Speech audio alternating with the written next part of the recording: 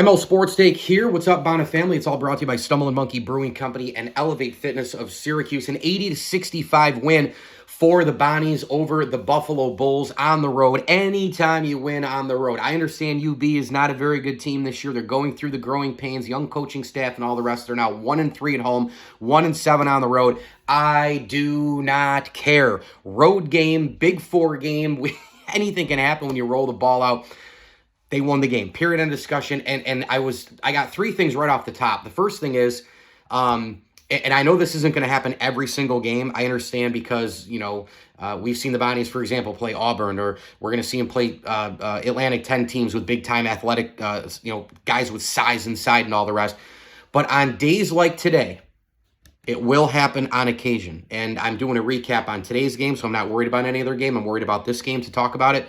We had Chad Benning, and they didn't. It's that simple. We had the Patrick Mahomes on the basketball floor, right? I mean, he was spectacular right from the jump. Basketball IQ, wanting the basketball, footwork, the hands, getting in deep, the shot selection, drawing the defender out, making moves. He had it all today. He was absolutely unbelievable with 23 points. The shot selection, he was 11 of 17, unreal there. Had 5 rebounds, had a couple of blocks. He was great on defense as well. Chad Benning was outstanding for St. Bonaventure. So that's where it started and ended for the Bonnies.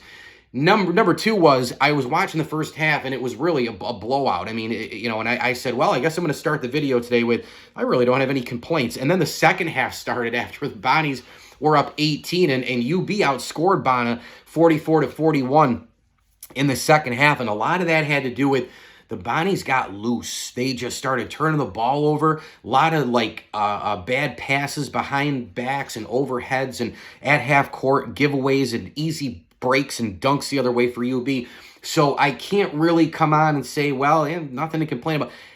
I would like to see a little, not a little bit, but most of that stuff cleaned up. I mean, I know little things are going to happen here and there. And when you score 80 points and you're playing a freewheeling up and down game, and that's kind of what happens. Sometimes you win 80-65. Sometimes you win in the 60s. I've yelled and screamed that most of the time I want to see Bonaventure play their brand of basketball and win in the 60s. I'd rather have them win 66-62 or 63, 68, 61, 62, 65, 62, those kind of scores, because I feel like the lockdown D and the ability to make free throws in just that Bonner way under Mark Schmidt, you're going to win more of those games than you are 80-75, for example. Now, sometimes you go out and it's a freewheeling game and you play a team that's super loose like UB, and the teams just score, you win by double figures, and it's that day, that coach, that team, that day, that arena, boom, and it's done and over with. And then the next game you might win 65-62. So I don't have a problem with how they won today, but those turnovers in the second half, again, you got to clean that stuff up. Meanwhile, the third takeaway today is,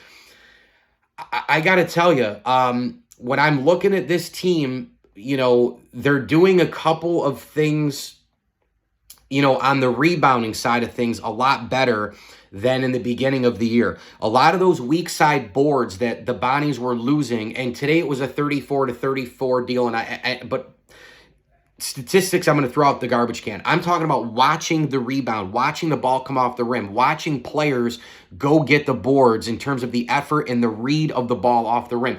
There's a different look to the team when they're rebound. I don't know if people are in agreement with this or not, but when I'm watching, for example, Micah Adams-Woods attack the glass and the bounces here and there. And Evans, for me, has done it really all year. The former Jan, and by the way, I heard 4 different pronunciations of his. I thought it was Asemvis before the year started. Then Asemvis and Asemvis, Asemvus. And then I heard like a bunch of them today. I've heard a bunch of them all year. I was told it was Asemvis by a million different people. I just like calling him the former Jan. Let's just call him the former Jan. It's a better name, I think. A little bit more catchy. And I think the former Jan should be put on a t-shirt. Hello, Studio 4 East, or whatever they're called now.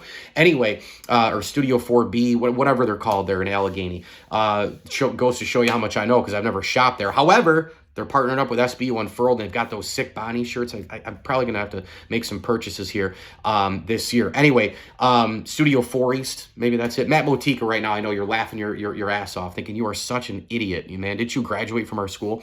Motika, by the way, that's your number one customer right there at that place. But anyway, 7 rebounds for Asembus, the former Jan. 8 from Evans. Those guys, they're typically pretty good. Venning, pretty good. But it was the guards, Banks and Adams and Flat. Like, there's just a different kind of knack for the ball coming off the rim at both ends of the floor. And I really like that. I really also liked St. Bonaventure's shot selection. This is the fourth. I guess I had 4 things off the top right to talk about with you guys. But there was a possession in the second half. I don't know if anybody caught this or not, but if you go, it was deep in the game. I think it was 67-50. Let me find it here. The Bonnies were up. Yeah, it was 67-50 after the Moses Flowers made free throw. There was a turnover by Fulcher of UB. Bonaventure gets the ball. They kick to the middle and to the corner. I mean, it was like, it was deep middle. And I can't remember who caught the ball. It was Evans. It was Evans down low.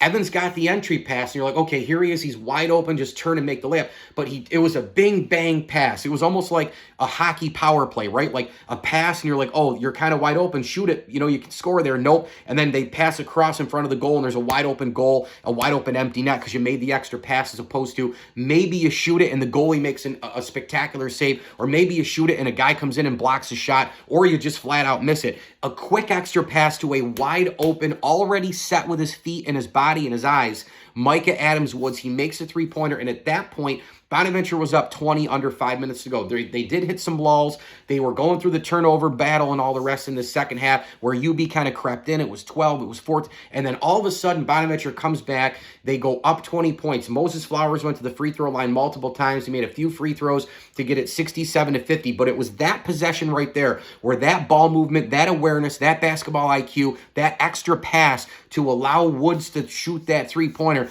Micah Adams-Woods knocks it down, and the Bonnies go up 20. And I said, that's it right there. That possession, bingo. And then, you know, you have some back and forth stuff, a few turnovers here and there and all the rest. And it was a 15-point win for St. Bonnie. So for the most part, I don't have really any complaints about this game other than some of those turnovers and all the rest. They got to get better with those. But, you know, the Bonnies forced UB into some bad shooting situations. If you're going to go 2 for 17 from 3, you're probably going to lose most games anyway, which is what UB did. Bonaventure matched them with rebounding. I thought that they got more of the bigger rebounds in this game. Ball movement, fantastic. Venning, fantastic. Rebounding, overall, pretty good. Three-point shooting, they went 10-24. You can't argue with that. 42% there. A lot of that had to do with the ball movement. Bonaventure had 7 blocks in this game. They were active defensively. They recovered defensively. There's a lot to like from this game. Now, UB, again, is not a very good team, but again, road game, Big Four. We see things happen when these teams play. I'm going to take the 15-point win and run with it. And now Bonaventure, again, we're trying to get into this spot here of stacking wins, right? This is the part of the schedule. You're playing some inferior opponents, but some teams that can go off shooting. This is the point in time where Bonnie, again, you've now won 3 in a row after Auburn. You know, you beat Bucknell, you beat Miami of Ohio, you beat Buffalo. Latter 2 teams aren't very good, but you got to take care of business. One of them's a road game. Now you got that at Niagara game. I hate that game too. I'm so sick of Niagara and Canisius. I could puke. Siena at home. Siena's not good this year. They better win that game too. You got a few here more. You got to win the next couple. The Niagara, Siena, I think they're going to get blown out by Florida Atlantic. Then you got Binghamton and Akron. So you got these teams coming up, rearing up for the Atlantic 10. This is where you need to stack some wins if you're Bonnie. So far, so good as they improve to 5-2 on the season. Mike Lindsley with you here at ML Sports Take, brought to you by Stumbling Monkey Brewing Company and Camillus Golf Club. Hey, huge favor. Please like this video and subscribe to my channel. Appreciate everybody, all the support on YouTube, on all the social channels. My Bonnet people are coming at me left and right. I've run into them all over Central New York as well. Saw Jimmy Saddle in the other night at the SU game, and it's just terrific, man. Twitter, Facebook, YouTube, TikTok. Go get me everywhere. Search ML Sports Platter or Mike L Sports on Twitter. Hit the follow button. Of course, hit subscribe on these YouTube videos, and we'll keep chatting Bonaventure basketball. Next game, Wednesday, December 6th at Niagara. As I always tell you, enjoy the games.